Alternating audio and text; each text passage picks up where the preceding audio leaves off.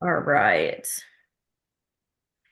So thanks again for attending today. We are going to cover what goes into hosting your home unified track and field meet, including the score sheet or the tabulator, as we call it.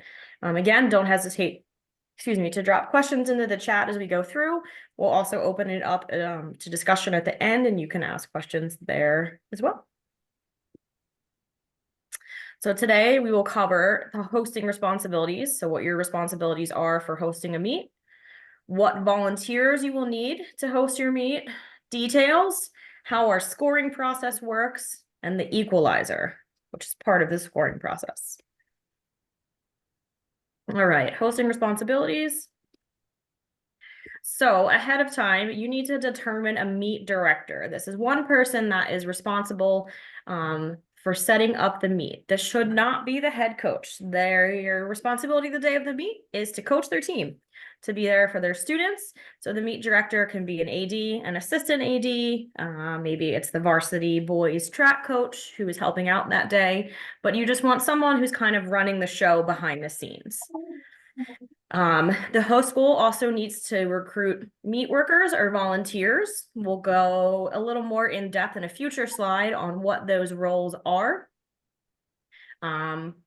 You need to secure your PIAA official. So every school must have one PIAA official for their home meet. The PIAA official, we'll get into that a little bit more, but they are responsible for being the starter for your races. And then we usually ask them to go help officiate at shot put. You're also responsible for setting up your fields and providing any directions to any staff you have who may be helping set up. Making sure you've got medical, so if you have athletic trainers at your school, letting them know there's a meet that day so they can swing by, check out, make sure everything's good. And if you are keeping score during the meet, make sure you download that score sheet ahead of time. We have two options for keeping score during the meet. We will get into them further, but it's important to know that the two options are you can keep score electronically on a laptop during the meet at the track if you have Wi-Fi available. If not, you can enter the scores that night or the next day after the meet. So there's two different ways that you can keep score: during the meet in live time or afterwards. Either option is acceptable. We understand some tracks don't have access to the internet when they're out at the track. Some schools do and like to keep live results, and that is fine as well. All right. So you should treat your unified track and field home meet just like you would any other varsity boys and girls track meet in terms of staffing, equipment, maintaining the score if you're doing it during the meet or afterwards, connecting with the PIAA official on calling fouls, and in terms of entering the score sheet and sending the results to Special Olympics, your liaison within 24 hours after the meet. So like I said, you can do the score sheet during the meet or you can do it afterwards. We just ask that you have it completed 24 hours after the meet. You will also need to send the heat sheets that has all of the times recorded and distances recorded from field events to your Special Olympics liaison after the meet as well. I found that most schools just go to the scanner or the printer and they scan and email me the results. Whatever works best for you. Some schools take a picture and then upload it. That's a process. I think using a scanner is easiest, but we need copies of those heat sheets so we can take the times and update them for your next meet. And again, this is all responsibilities of the host school when you're hosting your meet. When you go to away meet, you don't need to worry about keeping score or keeping track of paperwork. It's just when you're hosting your meet. You also need to make sure that you have all your equipment lined up. So we provide you with the shot put, your relay batons, and your mini jabs. What you need to make sure you also have are 3 measuring tapes, one for each field event, making sure it has meters and centimeters on it. Reminder, all of our stuff is measured in meters and centimeters. And cones. You'll need cones for marking foul lines. If you don't have your javelin area marked out, which we'll go over, you'll need cones for that. And I just realized this one isn't on here, but it should be, is your stopwatches. You need stopwatches. It is on here. It's down further. It's Thursday. You also need stopwatches if you don't have an electronic timing system. I'm gonna give Lauren hers. Linda, there you go. Thank you. Um, if you don't have an electronic score system or timing system, totally fine, but you do need to use handheld stopwatches, timers instead. Up to your school, which timing system you want to use. If you have both, make sure your sound system is set up for the announcer. If you are at practice, I ask that you mute yourself. Thanks. You also need clipboards and pencils for your volunteers, and then you should have water jugs out for the competing teams as well. The day of the meet, if you're the visiting team, if you're going to a meet, you should try to arrive at least 30 minutes before so your kids have some time to walk or run around the track, warm up, see where everything is. It's best to come to the meet already in your uniforms. That is the easiest option. So students should have their uniform top and bottoms on, their sneakers. If they want to wear a shirt underneath or solid tights underneath if it's cold, that's fine as well, but they should come ready to compete. If you have any scratches, make sure you've got them written down for the meet director at the beginning of the meet. Make sure your kids all have their bib numbers pinned to the front of their uniform. So bib numbers will be sent to you from your Special Olympics liaison in the next couple weeks. Each kid is assigned their own bib number, and that is their number for the whole season. So if for some reason they throw it away, they lose it, you won't get another one, but you can make one using a plain piece of paper and a Sharpie. It's best to collect the bib numbers at the end of each meet so you have them all. And remember, they need to go on the front of the uniform, not on the back, not on the shorts, the front of their uniform. If the host school has asked you to bring your own mini jabs, sometimes they do. So you have enough of them. Make sure you've got whatever equipment you need to bring. And if your team wants any snacks, make sure you have those packed as well. This is when you're the visiting team going to a meet. All right, now back to the school that is hosting. The volunteers or meet workers that you need. Obviously, we talked about the meet director, again, not the head coach, someone who's kind of running the show on the back end. Where your one PIAA official that you need, they're going to be your starter for all events. And we, like I said, usually ask them to go to shot put. You will also need someone if you're keeping track of score during the meet. So if you're doing live results, you will need someone to keep track of the score, which we call a tabulator. Our score sheet's called the tabulator. So you'll need someone to do that on a computer if you're doing it during the meet. Otherwise, you don't need a person to do that if you're doing it afterwards. You will also need volunteers to help run your track and field events. So if you are keeping track of the tabulator electronically during the meet, you need 1 to 2 people to do that. Again, you need a laptop, access to the internet for this. You need to have someone that's going to be making your announcements. So they're announcing what races are coming up. They're announcing scores if you're doing it live. They make the call, first call, second call, third call for all the events. If you want to announce the names of the competitors at each race, you can. You don't have to. If you have 3 schools that all have 40 kids, it's a lot of names to announce, but you certainly can now announce names if you would like to. But either way, you do need someone who is going to make announcements. For the track volunteers or meet workers, the amount of timers you need depends on how many lanes your track has. If your track has 6 lanes, you need 6 timers.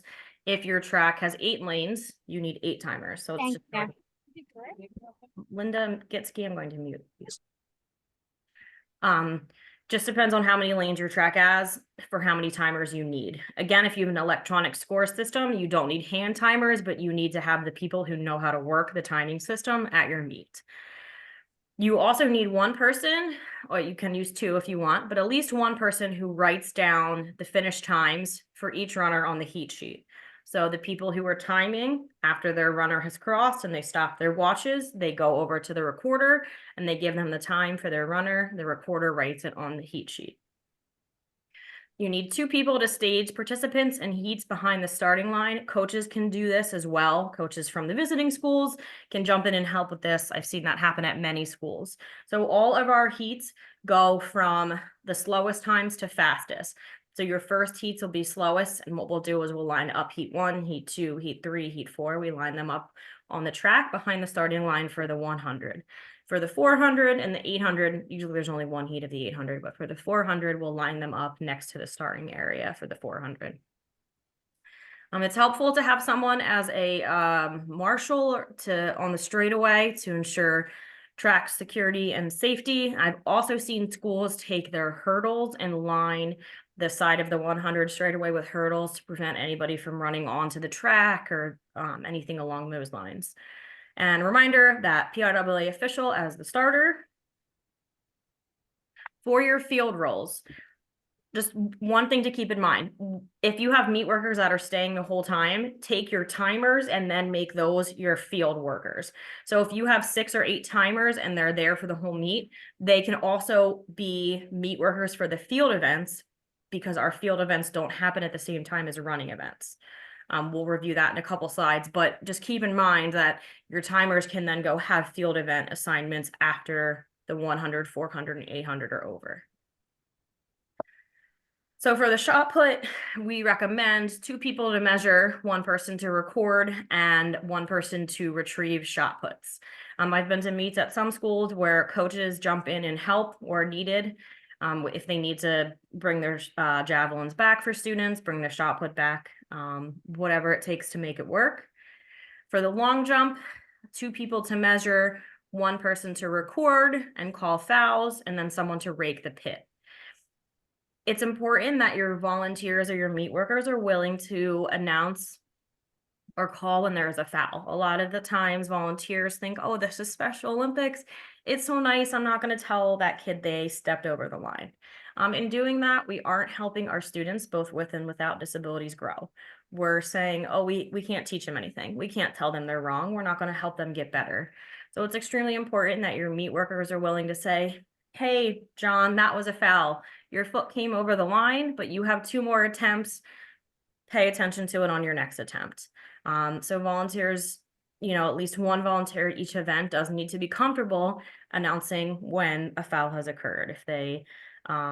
If the javelin landed on the tail end, whoever's calling that in the field needs to be comfortable saying, oh, that one was a foul. It doesn't have to be a big production. It doesn't have to be a big ordeal, but it is important to teach our students how to do things correctly so they can use those skills in life as well.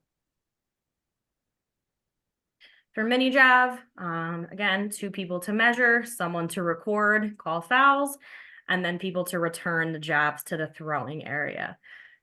If you are able to have your home meet when one of your varsity track teams is there, you can use students from the varsity track team to be retrievers, to measure. You can use those kids to definitely help out as well. You do need at least 1 adult at each event to kind of oversee it, but your other meet workers can be students on the track team if that's something that works out for your school. This is how our mini jab is set up. If your school has a designated throwing area for regular jab, you can use the same setup. So some schools will have the white lines already painted out. For regular jab, we use the same setup for mini jab. So our foul line is this black line across the center. The foul line is 4 meters long. So you put a cone at each end. If you are setting up jab on your turf and your turf has lines already on it, you can use one of those lines as your foul line. Just measure 4 meters out and put cones down. If you're doing it on a grass surface where there are no lines marked, you can use cones and spray paint to spray a white line on the grass. So that sets up your foul line, and then from the middle of the foul line to 8 meters back, you'll put 1 cone. That's for students who are doing a run up start for the mini jab. Some students stand at the line and throw. Some can run up. They're allowed to go as far back as 8 meters to run up. That's their runway. And then from there, from the 8 meters mark, you will take the tape measure out these long on the long sides, 50 meters out, and you can line cones along here if you need to lay out mini jab vectors, if you don't have a traditional jab set up somewhere that's accessible. I've also been to schools where if you have enough meat workers, you can set up 2 mini jab vectors next to each other. This is definitely helpful at schools that have bigger teams. It helps it move quicker. If you have two mini jab areas set up, one side can do the odd heats, 1, 3, 5, 7. The other side can do even heats, 2, 4, 6. And it helps to move the meat along a little quicker. That's not always an option, and that's okay. But if that's something your school is able to do, it definitely helps. For shot put and shot put and long jump, you're using the same shot put throwing area that your regular varsity team uses, and same with long jump. You don't need to adjust anything to the shot put circle. The only thing you need to adjust for long jump is making sure you've got that 1 meter jumps, your board. Oh my goodness. Your 1 meter jump off point marked on your long jump. That's the only main difference in long jump from varsity, is it's 1 meter back marked off. So after the field events are over, we all come back together to do the relays. You need timers and the recorder. Again, I would use the people that timed the running events to time the relays if they're still there. You also need people to help stage the relay teams. Coaches can do this. If you are running 4x100 relays, a lot of the times this is at the end of the meet, people forget, people wander off, and we're kind of scrounging around for people. You need at least 3 people to take students in the 4x1 to each of the 3 exchange zones for the 4x1. So they take the students who are the second runner to the first exchange zone, the third runner to the second exchange zone, and then the fourth runner to the third exchange zone. They make sure kids are in the right lanes, and then they watch to make sure the handoff happens in between the triangles.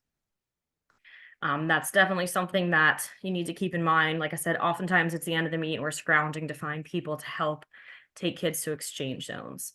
Again, your PIAA official can be your starter for your relay races as well. All right, the meet in and of itself. Before the meet begins, you should have a coaches meeting. The coaches can introduce themselves. If the PIAA official is there, then certainly have them participate in the coaches meeting, and the meet director can also. This is the big time when you need to collect scratches from the other schools. So you need to collect scratches, and each school needs to know the total number of students they have participating that day.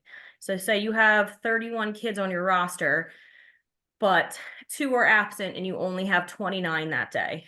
During the coaches meeting is when you report to the host school how many kids total you have for the day.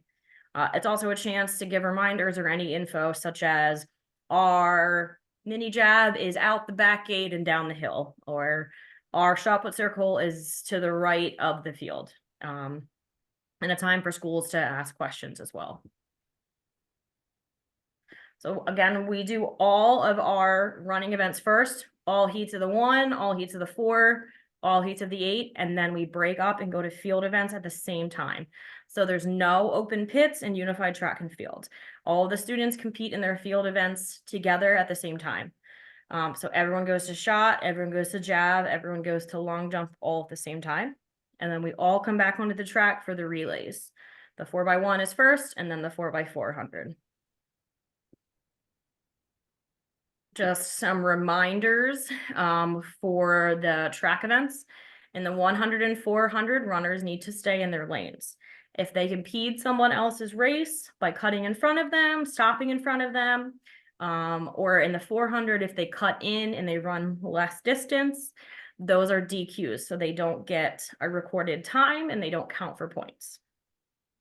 For the 800, just an FYI to schools that are interested in potentially advancing to states, in order to be able to run the 800 at states, it has to be a time of 3 minutes, 30 seconds or less. If you're not interested in advancing to states, that's not anything you need to worry about. It is just in order to keep the meet moving at ship, we have to run the 800 in that time. Reminders for your relays. Every relay has to have two athletes and 2 partners. You can have 1 alternate of each. You can have 2 relay teams for the 4x1 and 2 relay teams for the 4x4 if you're interested, or if you have enough kids, but students can only be on 1 relay team. Again, we don't do any open pits, and for our field events, they are non-consecutive attempts. So for example, Division 1 has 4 students, Division 2 has 5. All students in Division 1 will throw their first attempt. So you'll start at the top of the sheet. Joe, John, Melissa, Doug will all throw one time. You'll start again. Joe, John, Melissa, Doug will all throw their second time. Start at the top. Joe, John, Melissa, Doug will all throw their third attempt. That heat or flight, sometimes they're called flights, is then done, and we move on to the next heat. You would move on to Division 2 or Heat 2 at that time. So non-consecutive for all 3 field events. Your announcer who is calling events should give calls right when the meet starts for all 100-meter runners to go to the heating area, the start area. Again, coaches can definitely assist in staging athletes.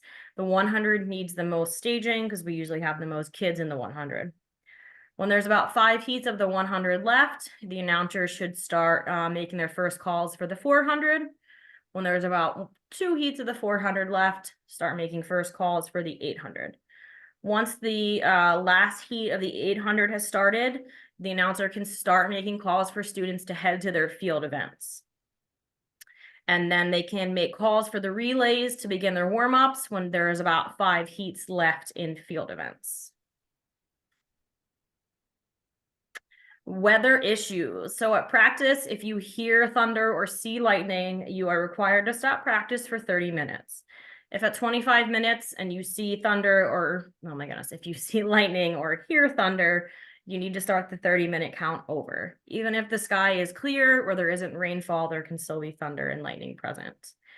If it is a meet day, if you are the home school and you have decided to postpone the meet because of weather, which definitely happens, it is your responsibility to contact the visiting schools and your Special Olympics liaison to let them know the meet is going to be rescheduled, and then you all work together to reschedule. Please don't forget to let your Special Olympics liaison know. We do come out to meets, and sometimes we don't always get the call when things are canceled, and it prevents us from driving to a meet that's not happening.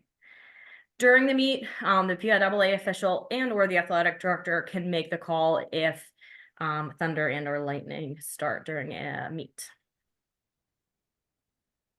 All right, I am going to turn it over to Jen, who is going to talk about scoring and the tabulator process. All right, excellent, Ashley. Want to hit the next screen? Yep. Okay, so for scoring, we always use our equalizer. And this is an Excel-based spreadsheet that it's been created by SOPA, and it will be sent to your school in advance of the training. Like Ashley told you, if you do not have internet out at your track, you're going to need to download it so you can still use the sheet in Excel. All the formulas will be in there and you'll be just fine. Okay, so what this does is it balances out different size teams. So if you have a team of 40 athletes competing against a team of 20 athletes, this way you definitely will be able to have a closer event, and it makes the playing field equal. Okay, this is the official record of the final scores. So please make sure that you then, if you then transfer all the information into the online version so that we are able to see it after your meet to make sure we have the appropriate scores. You'll also receive a set of heat sheets. Please make sure that if you print them out for the event. For the running events, please make sure that you have at least 2 copies so that there is one at the lineup area as well as one at the finish line. Each heat sheet will have 1 division for on each piece of paper. Okay. Then there will be a set of what we call condensed heat sheets that you will also receive. And these sheets will have all divisions and participants listed. The assistant scorekeeper, this assists the scorekeeper in knowing all scores have been recorded. The other thing it does is it keeps you from carrying 100 pieces of paper around. Now you'll have less, more like 7 or 8 pieces of paper. Okay. So some pro tips that we recommend for when doing our paperwork is always make sure that you have one person organizing the sheets and then reading the placements to the person who is working in the equalizer. And once you see the equalizer, you'll understand a little bit more why that's really important. And then please make sure you check mark or put an X on the division so you know you entered it. You don't want your sheets to get blown around by the wind, and now you've got 20 sheets that you have to go back in and double check. So always put a check mark or put an X on the top, or you can do this by using the condensed sheet, crossing it off as you go down. Organize these sheets by event, place them in a folder and make sure that you send them back to SOPA. As Ashley said, you can scan them to us. If you send us photos of the sheets, please make sure they are clear. Okay. And during the event, if you have any questions, do not hesitate to call your liaison. We're waiting for your phone calls. We got our phones by our sides, and we will be glad to help you out with any questions that you might have at that time. Okay, next slide, Ashley. I know you're answering all those questions I all of a sudden saw popping in when it comes to the equalizer. All right, so this is what the equalizer looks like. This is the Excel form that you have, and you will see that each school will have their own column. Now, there are formulas in here. We ask that you do not touch anything except the, let's see, the yellow boxes can be touched. Okay, oh, you opened me up already. Okay, so like for Dallastown, the yellow box, this is the first column is the score, is always information for the team with the highest number of athletes. So in this instance, Dallastown has 30 athletes, Central has 23. This is why the coaches meeting is so important, because at the coaches meeting, you'll get an update of how many athletes the school has.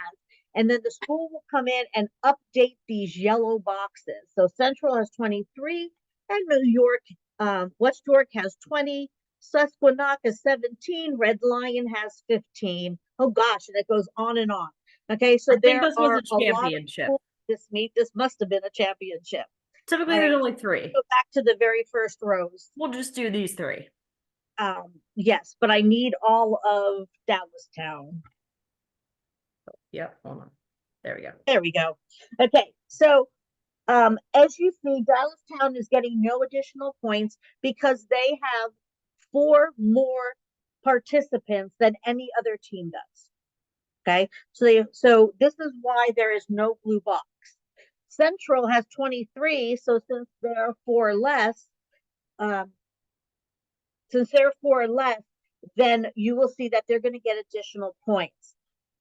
And the same thing with West York, they're down at 20, they're going to get 1.50. That's their equalizer.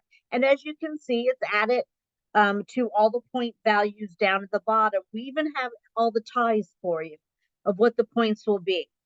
So scoot all the way back, Ashley. So as we do the 100 meters, which is your first event, you'll need to make sure you have enough rows in for the 100 meter.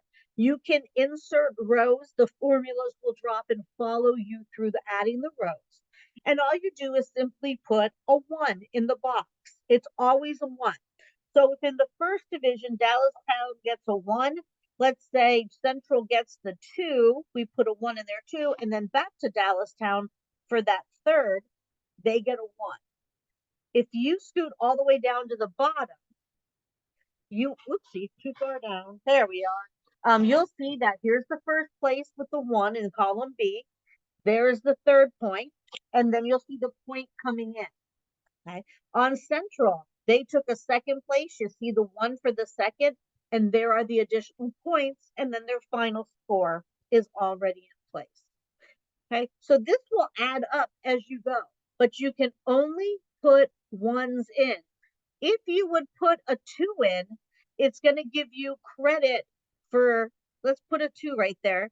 Okay, so when Ashley goes down to the bottom, she got credit for 3 second places instead of 2. Okay, so we need to make sure that you always use a 1. Okay, if you have athletes who tie, let's say Dallastown has a tie for second place.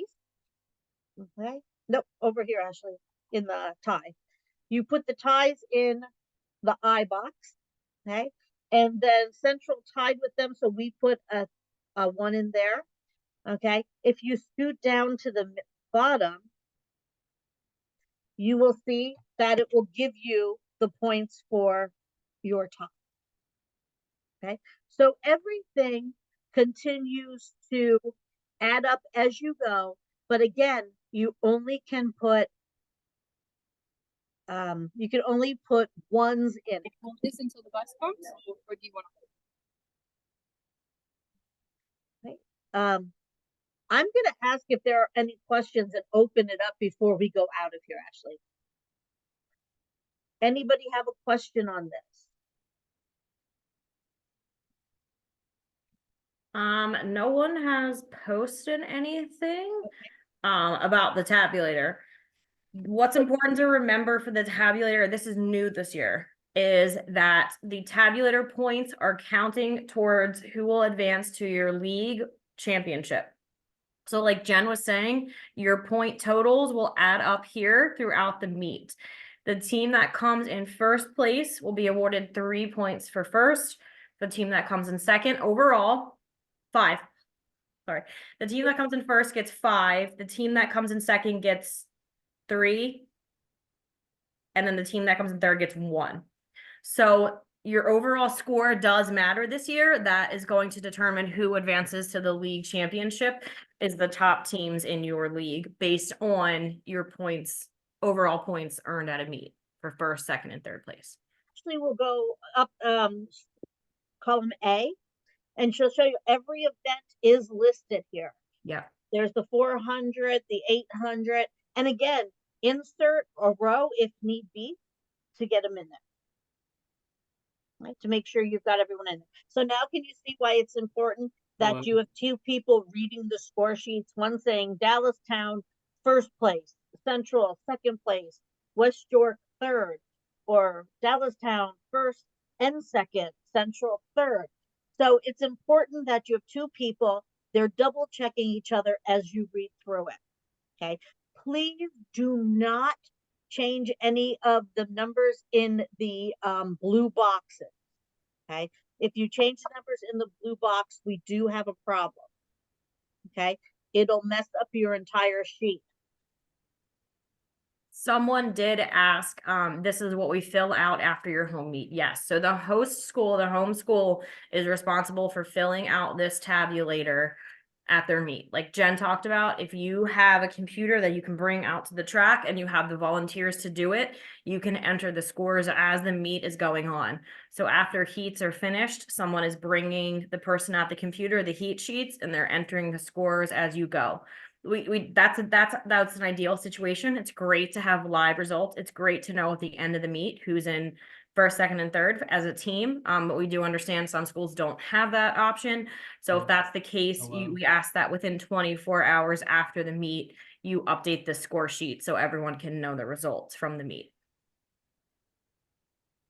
If you don't have Wi-Fi, Emily, we recommend that you just download it. You don't print it out. Yeah, don't print it out because it will be a mess and 100 sheets. Yes. So we recommend not printing it, but you can download it to Excel so that it will calculate for you. So the cumulative score over the season will determine who goes to states. Not necessarily. There's 2 different processes this year. Hopefully your liaison, and we can connect you with them if you're not sure who it is. Hopefully your liaison sent you our updated postseason doc for this year. So there's going to be a league championship and there's also going to be a regional qualifying event. A league championship is open to anyone in your league that you're competing against, whether or not that team wants to go to states. There is no advancement from a league championship. It is just a league championship for the teams in that league. That is what the season points are based on. We're also having regional qualifying events. There'll be 8 or 9 across the state. A regional qualifying event is only for teams interested in advancing to states. Regional qualifying events, that school will bring the team of 12 that they wish to compete with at states. And that team of 12 will compete against other schools interested in potentially advancing to states. So different process this year for postseason. Right, and Chuck, yes, for every division that we run, Yes. you will get a first, second, somebody will get first, second, and third. We give no points for fourth, fifth, sixth, depending on how many lanes there are. It's first, second, and third. There are times when a heat might have one person in it. Okay. If the heat has one person in it, then they will have to beat their best score of the season to get first place. So if they ran the 50 in 34 seconds and now they have nobody to run against, they've got to do 34 or better to get first place. If they don't, they'll get second place. Okay. We also try not to put one person on the track by themselves. So there might be two divisions on a track if we have a person by themselves, so they're not running alone. So Will, you only go to the regional event if your team is interested in participating in states. We don't have the regional events set yet. Like I said, there will most likely be 8 or 9. PIAA gives us, Jen gives us 8 slots at states, 9 slots, 8. I think we take 8. 8. No, So we take 8 of them. yeah. So PIAA determines that gives us 8 slots. That's what they allow us to bring to the state championship. So we will have regionals across the state based on the number of allocations that happen for that area. So if there's 2 schools from southeastern PA, 2 from northeastern, we would probably bring those 4 together as a regional event to determine who qualifies for states. The current plan is to have 8 regional events. The winner from each would go to states. Again, regional events are only for teams that wish to advance all the way to the state championship, which is Memorial Day weekend. And Chuck just asked, who is to check the score sheets if you have one runner in a race? This person who is doing the tabulator, the person reading to them, they have to double check the scores and double check the placements and make that correction if it was not made. The heat sheet will tell you the person's best score. Okay, so if they're in a heat by themselves, it'll say the best score is 34.4 and the athlete needs to tie it or be better to get first place. And if not, they will get. I think we got all of the questions for now. You can All always right, for put now. one, and we can always talk about it at the end too. Yes. Now, here's the one thing we're going to tell you too that is not on here, that let's say Dallas Town had 30. Let's put 30 in for Central, actually. Okay. So what you will have to do is make sure it comes up 1 point. Okay. Because these two are tied. Okay. You'll need to make sure that it shows the 1. Now let's make that 29. Okay. So it's going to show up giving you that point. So you will override the 1.03 and make it 1.0. Okay. That's the only time you would ever override anything in the blue, is if you're within 4 points of the highest score. Okay. All right, let's go down to the equalizer steps on the next one. Hello. Oh, there we go. Oh, there we There go. we go. All right, so you're going to have to adjust the roster like we told you. Oops. And you can never make it less than 12. So if a school has 15 participants and that day maybe they're missing 5 and they have 10 on their roster, you can never put 10 in. It's always got to be 12 because a minimum roster is 12. Okay. And again, make sure the number of the rows match the number of heats on your condensed sheet. Just insert a row if necessary. Collect the scores for track and enter as the results come in. Okay, and remember, you're only ever placing in ones. Top 3 finishers. Share the scores with the announcers during the meet if you can do this on Wi-Fi or if it's working on your Excel so that they can update everybody. It gets very exciting when you come down to your relays if groups are close. Collect field event scores and record appropriately. Share your updates live and enter your relay scores and share the final results if you are able to do so. Okay. And again, if you can't, as Ashley says, you need to make sure it's done the next day so that we can make sure the other teams that were at your event knows the win and loss and what the score was. Okay.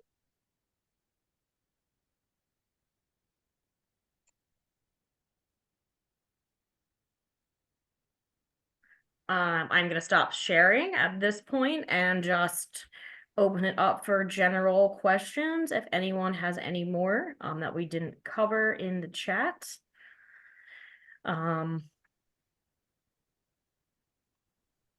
Yeah, Looks like we got them all. I think so. Feel free to unmute yourself if you have any questions, since we're not recording at this time. You Oh, can I'll unmute stop and it now. ask them if you'd like. If you have